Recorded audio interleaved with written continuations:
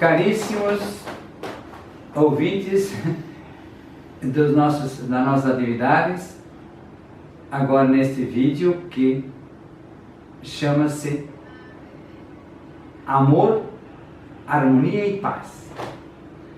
É um título que eu pretendia até fazer como se fosse uma onda de informações, um chamado para esse momento que se precisa tanto de paz. Mas para conseguir a paz, são dois os instrumentos fundamentais. Amor, que é a palavra e que diz que amar é querer o bem para alguém e dedicar-se para tanto. O amor não julga, o amor compreende. E assim por diante. A harmonia, porque estaria focando mais, o amor estaria mais focando as pessoas. A harmonia estaria focando toda a realidade que nos cerca, a realidade universal, desde a harmonia cósmica. E paz seria o resultado. A paz entre os homens, entre os seres humanos. A paz na natureza viva do planeta. Porque se não houver paz, até, hoje já sabemos pela parapsicologia, que a desarmonia, ela faz, inclusive, prejudica a própria evolução das plantas. Tem aquela técnica que já falei para vocês, que nós aplicamos algumas vezes, especialmente quando eu viajava pelo Brasil, ministrando cursos, especialmente na região sul, particularmente no Rio Grande do Sul. Então a gente começou a dizer, se você quer que a sua plantação cresça, bonita, vai e converse com ela. Vai no meio do seu milharal e converse, ou fica ao lado do milharal e converse com ele. E diga o que você espera dele. Que você espera que ele produza espigas bonitas e boas, sadias e com grãos valiosos dentro da propriedade do milho. Então, digo, lá no Rio Grande do Sul, um gaúcho que era um fazendeiro que estava presente em um dos meus cursos, ele diz assim, professor, me disse cá, e às vezes eu faço isso. Então o senhor acha que se eu conversar com o meu trigo, ele vai produzir mais? Mas se der um vento, der uma tempestade na hora que não pode dar? E não, se você conversar bem com o trigo, você não está conversando com o trigo. Você está conversando com o Criador do Universo, você está conversando com a natureza, você está em contato com seres vivos. E que inclusive podem dar condições para que não ocorra vento na hora que não pode, porque vento na hora que o trigo está com espigas pesadas e ainda não bem maduras, ele fica mais pesado e cai mais facilmente. E se ele cai, perde qualidade ou perde, inclusive, o índice de produção. Então, foi feita uma experiência. Ele se propôs a fazer uma experiência. Então, na ocasião, eu dei a seguinte orientação para ele. Olha, só para você verificar se isso funciona ou não funciona, para mim não importa se temos dados estatísticos suficientes para comprovar isso. O que interessa é ver o resultado. Então, pega lá um pedaço de uma área de trigo plantado, divide em duas, numa você não faz nada, continua cuidando do trigo, porque o trigo não precisa nem ser cuidado, depois de plantado, ele vai evoluindo normalmente. Mas a outra parte, você vai lá e conversa com ela. E diz da importância dela. Diz da importância que ela vai ter para você produzir, que ele vai ter se produzir mais, te ajudar a conquistar mais, não só trigo para distribuir, para vender para os outros, para que se fabrique pão, para que ajude as pessoas, para que fabrique outras tantas coisas derivadas do trigo, mas também ele vai beneficiar você e por você vai beneficiar outras tantas pessoas. Então, procure imaginar quantos benefícios esse trigo de qualidade, esse trigo com grãos de maior validade, com valor maior, porque ele vai ter um peso específico, como se fala do trigo, mais elevado e assim por diante. Conversa com o trigo. O outro pedaço deixa lá, não fala nada com ele. Ou aquele que você conversa, pelo menos uma vez ou duas por semana, o ideal seria até 3 vezes por semana, você ir lá e conversar com ele. E agradecer a ele que está crescendo bonito. Agradecer que ele está sendo bem, apresentando uma aparência de quem vai render uma boa safra, vai produzir um bom resultado. E depois me conta. Bem, depois eu passei por aquela região de novo e ele veio me contar o resultado. Ele disse que o peso específico da área que ele havia conversado deu 20% a mais do que a área comum, aquela que não foi conversada. As duas áreas produziram bem, mas a qualidade do grão que se reflete no peso específico, quem entende disso sabe o que significa que a semente pesa mais. Se ela pesa mais, ela tem mais propriedade para produzir mais farinha ou outras coisas. E também aconteceu o quê? Que o trigo, quando ele está pequeno, de meio palmo para menor, se dá uma geada, ou até menor, dá uma geada, ele seca, ele é queimado pela geada. Só que ele não morre. Onde havia um pé, viria só uma haste de trigo, pode vir 3, 4, 5 hastes. Porque ele morreu e ele brota.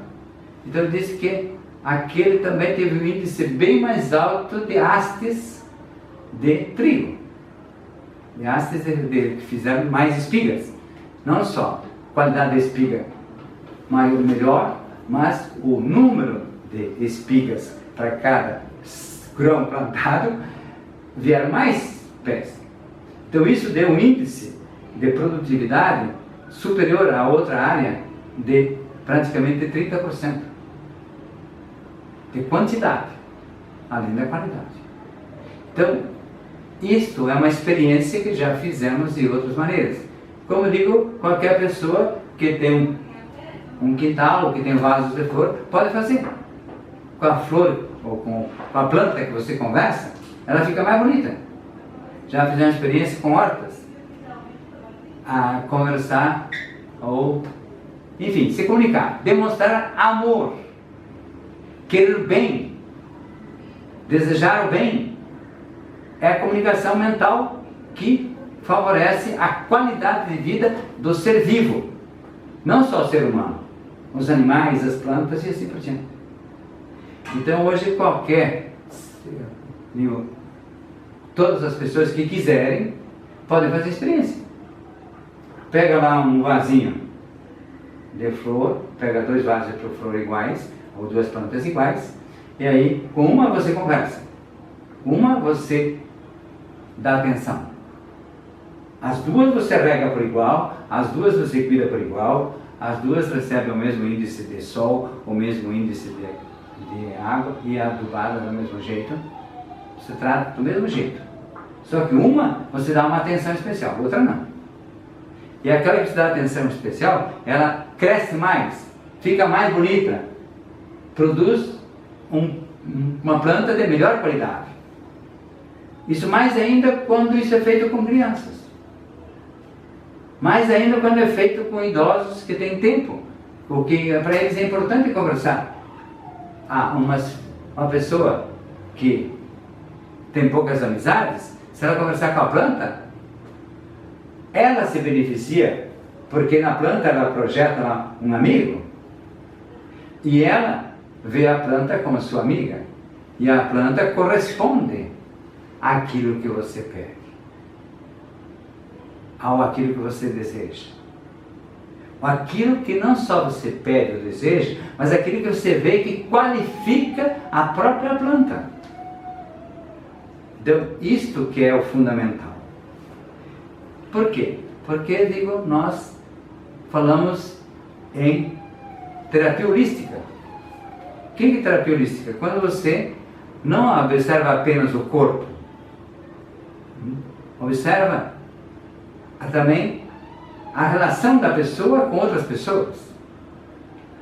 Na terapia holística você tem que qualificar a relação de uma pessoa com a outra, mas você também qualifica o mental e o emocional da pessoa.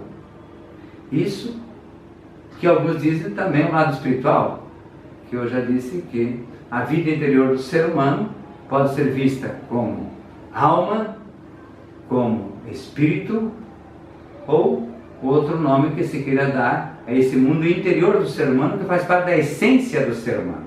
O corpo é a aparência, que reflete o que vai na essência, o que está dentro.